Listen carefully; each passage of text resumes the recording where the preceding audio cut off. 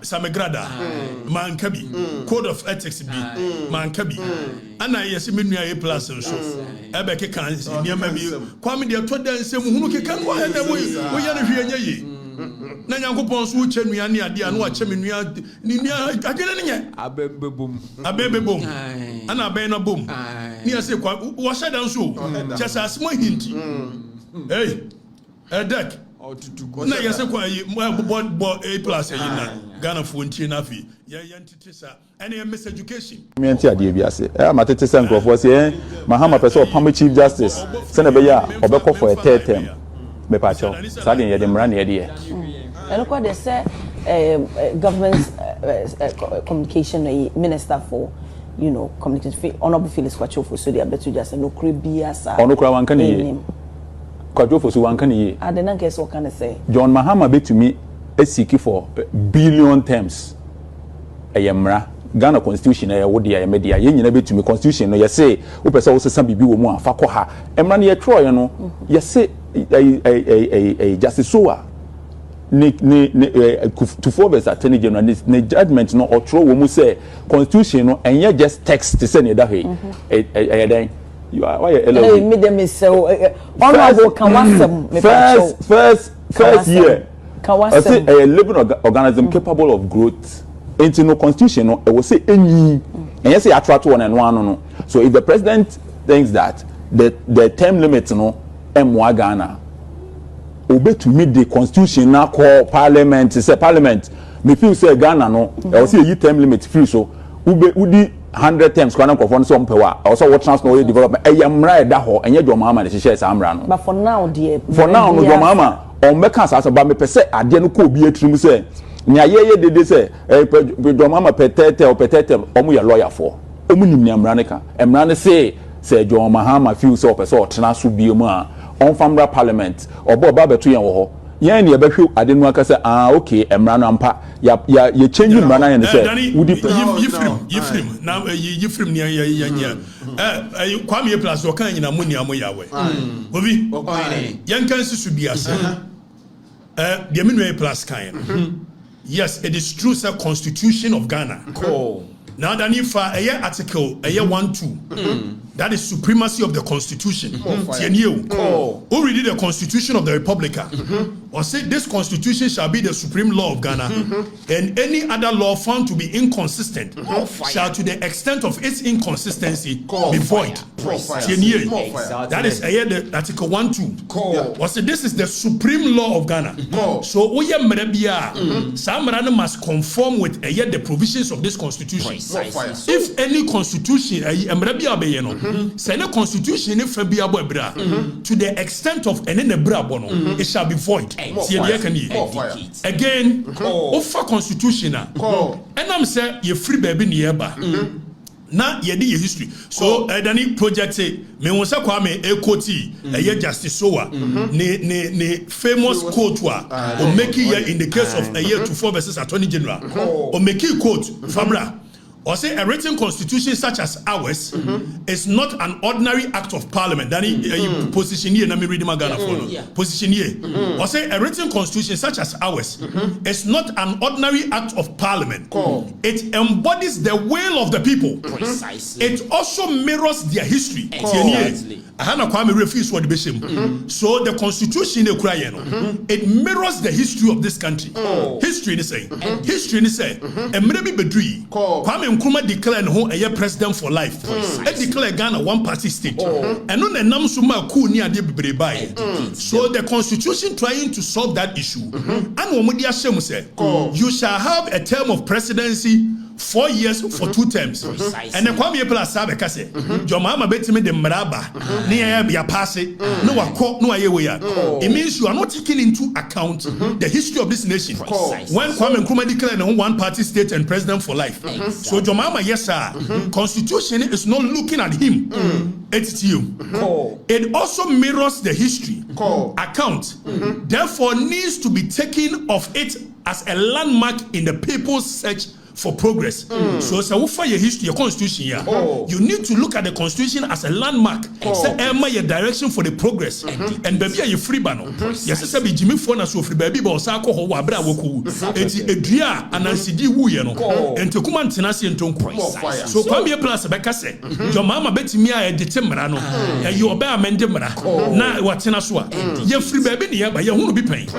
And just so fire. Now we are it contains within it their aspirations and their hopes for the better and fuller life.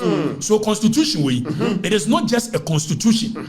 It contains the people's aspirations for better life. Now what was the framers of the constitution omunim baby a free ba say yenya 1960 constitution 1969 constitution 79 constitution 1992 and yemani bebre wo ho a we've amended them precisely ya yen sakraye wo mu etu article 21 a eduru baby Kwame Nkrumah fa eye real koto that is ba for akoto ne eye David Ankwane ade mu koto no na ye ni bibia under the constitution a ultimate eye obi court for actor a breaching a part of the constitution. It's Yababedu in the article 21. Says enei obia yamra obia ye bibi na say a breach any part of the constitution. Obetimi akọ under article 21 and 130 of the constitution, which gives power to the Supreme Court. So obe make a declaration to that effect. So first of all, and then the constitution ma ho kwan ma timi ko ekoko sikise o ebi adwomama ye bibi na ye unconstitutional. Now, framers of the constitution, Kwame, omo person omo so be mischief of or china obi sorry enye de wo Kwame A-Plus oye no ye fra bibi eye basic structure doctrine. The doctrine of basic structure. Because Justice Sowa say the constitution contains the history of the people, you know. Say even obe amend the constitution and you be bia na betimi amend it because of the basic structure. That's a basic structure doctrine. There is a case in you can say 1973 in India. Your friend Kassan Navadando said there versus state of Bharati. Now omuye basic structure almost say constitutional certain part of the constitution you cannot touch it because the spine the bone of the constitution it's that means you've overthrown the constitution to come in with another one. So the basic structure there is a case of David Indi versus a year Attorney General in Kenya. Tell Kenya 4 years on constitution constitution. The Kenyan Supreme Court declares so because of the basic structure doctrine you cannot touch certain provisions in the constitution. Now your framers of the constitution among person watching a benya se be an agreement no say a majority in parliament it's one we near there. Yanko Article 66. Now Yanko Hedie Eka. Now Article 66 of the Constitution and what chapter 8 of the Constitution. Chapter 8 in a head and the executive. So anything that is said under a chapter 8, now Article 66 to a person shall not be elected to hold office of Ghana for more than 2 terms. Back Article 66(1). 66(1) on here radio. Then 66(1). So and I'm saying the framers or say a person elected as president shall, subject to clause 1 of this article, hold office for a term of 4 years, beginning from the date on which he is sworn in as president.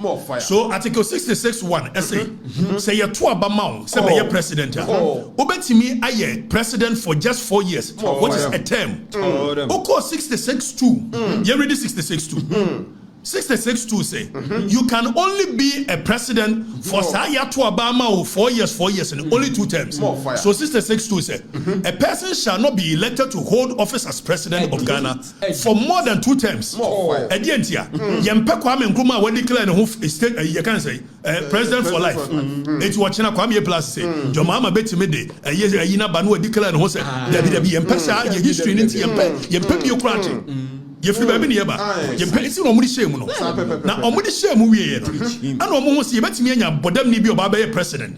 No watching us make declare me home president for life. It's constitution omo chemu mienu. your friend be entrenched provisions and then non-entrenched provisions. Entrenched provisions in here day. Or say yes, almost a parliament under Article 290. What the amendment powers of a year the Supreme so bet me amended. And some person will amend any part of the constitution. Or mun pass mra amended. It will for constitution the Kenya. Over here the 527th Act of Parliament of the Republic of Ghana entitled the Constitution. So a act and a passing constitution and some amendment. It's the OSHA Article 8. Article 8 first said they're not every day. It is no longer the same here. It's here the act way and I amended Article 8. So baby was say Article 8 of Constitution is repealed and the following is inserted. It is a read Article 8. As who say you repeal and you amended with this. Come and read this one. Okay. Now you say Parliament will to me so to me amende. Nemo mu yempe de Kwame A-Plus e kano. It's yanko Article 290. Ni yanko hwade indicates them. Entrenched provisions, non-entrenched. And a constitution is saying, the anya non-entrenched no. And no the what the Parliament bet me amended. Precisely. Nemo mu or the roadblocks be to ho. Said the be ya. Who person amended the entrenched provisions obebre. Chenio. So nya easy say Kwame Beka say, "Your mama bet me the Maraba Parliament." They amended anya no correct. Anya no correct. Now Danny zoom in na menchiro Ghana for there. Zoom in. I say okay, so Danny what about clause 4? Let's go to clause 1. 290 clause 1. Let's go to 290 clause 1. Let's read the clause 1, clause 2, clause 3.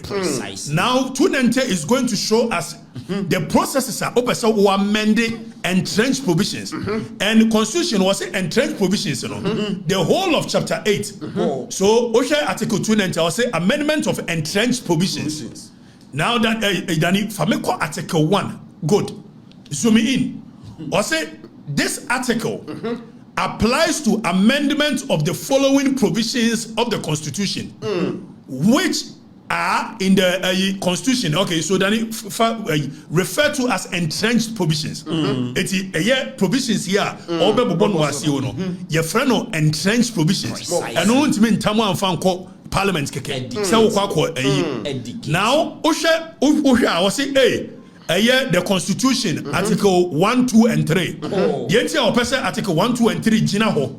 No obient me for the sanka anyhow. It's because Article 1 and I care about the supremacy of the Constitution. It's Yamakwam will be amended noa. That means obet me yen semunubia. Article 2:1 and also the Supreme Court the power to make declarations when obey the assembly. It's Yamakwam will amended anyhow best say. Article 3. I think the territorial citizens or territorial. Let me go to Article 3.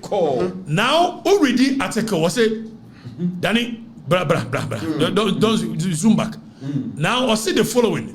Okay, a clause 1F. I see the executive. It's Danny for second page in the Tuso. I see the executive, the whole chapter 8. So, me know Kasafa Constitution. The whole chapter 8. Bibi account will be an entrenched provision. The term limits of the president, who qualifies to be president, who can stand for president. Ninyina wanda chapter 8. Exactly. The presidential powers. So then be court to be fanon court. Ninyina wanda chapter 8. And a 290 say chapter 8 ninyina ye entrenched provisions. Exactly. It's yafe yam kwahwa kwan ye faso. Amend this up as also sign and trend provision. So it's not easy to Kwame Beka say, wait me the Maraba and you better near pass it. Kwame Janse Munu, and himself said another answer. Because what's Yamarano? You know the law. So you know your mama cannot wake up and say, we send me to Parliament. Now, Yansha, how or say if you want to amend a year entrenched provisions, Article 290 has provided. Or see the other kind. Says speaker no. Onya bo eba no kura so mpese omo amende and mostly some obe amende mra. Attorney general and the free executive ne ba.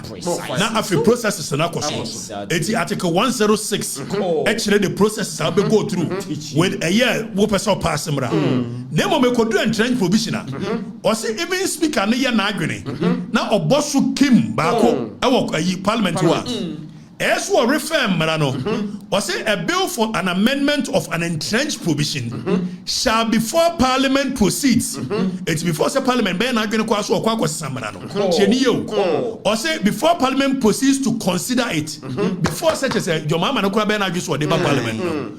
Or say it shall be referred to the by the Speaker to the Council of State for its advice, and Council of State shall render a year advice. The bill. Okay, before the bill will be written, so before say Speaker Krabeno, as a Speaker refer a year bill no, yes, I didn't know person amend and change no. It's chapter 8, article 66. As a Speaker, the Council of State for. Now Council of State for him. Now young Danny connects the Council of State for him we are. At the end of Messiah. Or say Council of State for him we are. Yes, or say the bill shall be published in the Gazette. You can Gazette agobi. Say Oko Saudia. The publishing or Gazette. It's a moya margin some article 66 now. Or say the bill shall be gazetted for 6 months. Or say shall not be introduced into Parliament until expiry of 6 months. I don't know yet the two or shedder. Constitution the roadblocks be two. Some woman in 6 months. Because you see a person in Panadia Woyano. Why can you year pa? So until 6 months. Now say expire under clause 3 we are. Yanko ready a sakachero. Or say unya ye we are.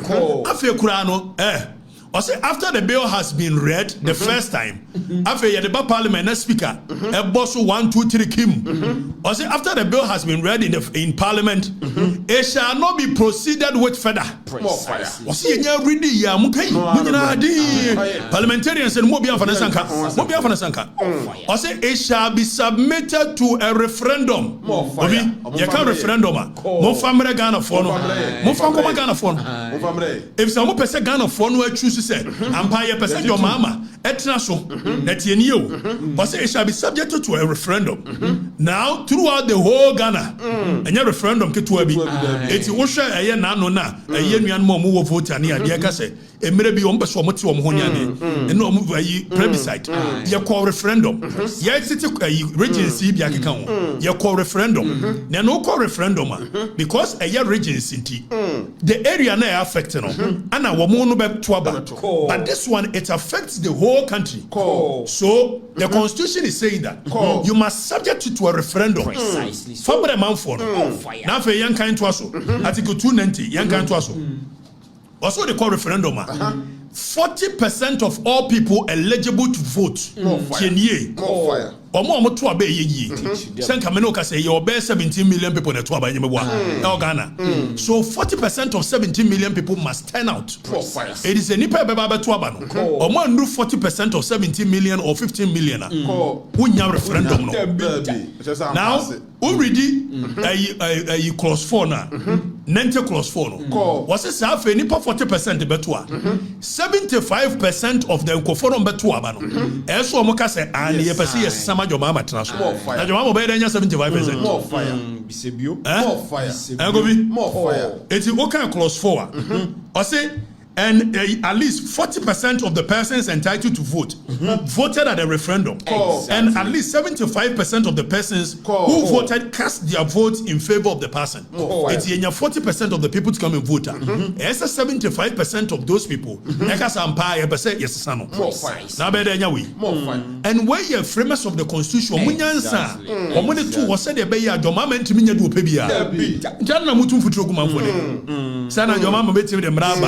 na fa hin ko si ya ni so ya ni so oni ho kwan abama okuro ni mo go bi ah right no Kwame Nkrumah no obema check your mama bibiri Kwame Nkrumah no obema check your mama bibiri ono call try say was subverting the will of the people omutu no more fire more fire what's some man for no yi ni ade go bi when people feel oppressed at any given point they are left with no option than to rise up. Precisely so and why say the people who feel frustrated when your mama memu papa ben go over former yi ni ade as ye President Gufokura is a constitution and transfer. Not your mama. Or try so best subverting the will of the people. we will go after him. Precisely. And constitution, no, Emma Yakwan said, Obia Obe tries to overthrow the constitution. We should use any means possible to reinstate the constitution.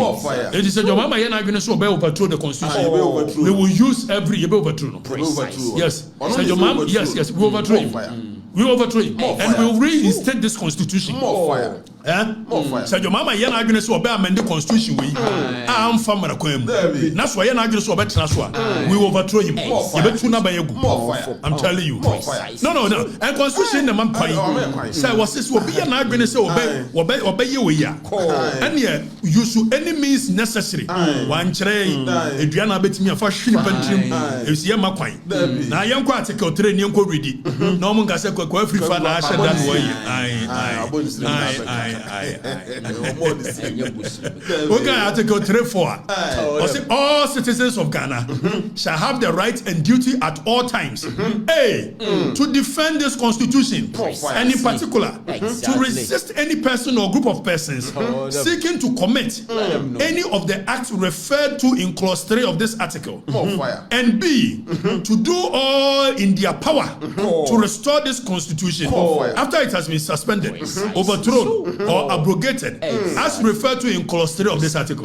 So constitution is said so your mama yana agreed to obey the constitution we should overthrow him you be use any means why obi for be a member ukronim odini die we are your excellency thank you very much we shall see you another time bye bye akufo adu wie ya wa kwa kwatena si oso wie anu kwatena si din na Ghana for wie obi enye ngwa na nyansa wo me so bu amemu ma Ghana yes America Ghana yes still I would do we and what they are doing. What per biatna? What do you eat a we? It would have one year Berman Chobia. Bobby, it's Mungancha Kwame Plus. Janko Semno do. We are honorable. So when you're the normal, we are honorable. Janko Sam Kwame, and Janko Sam honorable. Honorable. Street honorable. On this way, street in India. I will the other man for not going to it will be a send home. The one want to mean we are near Manako. Why? On the Trump, you know, is that Trump was so they say on the Trump, I was ya. It is saying young queen. Why?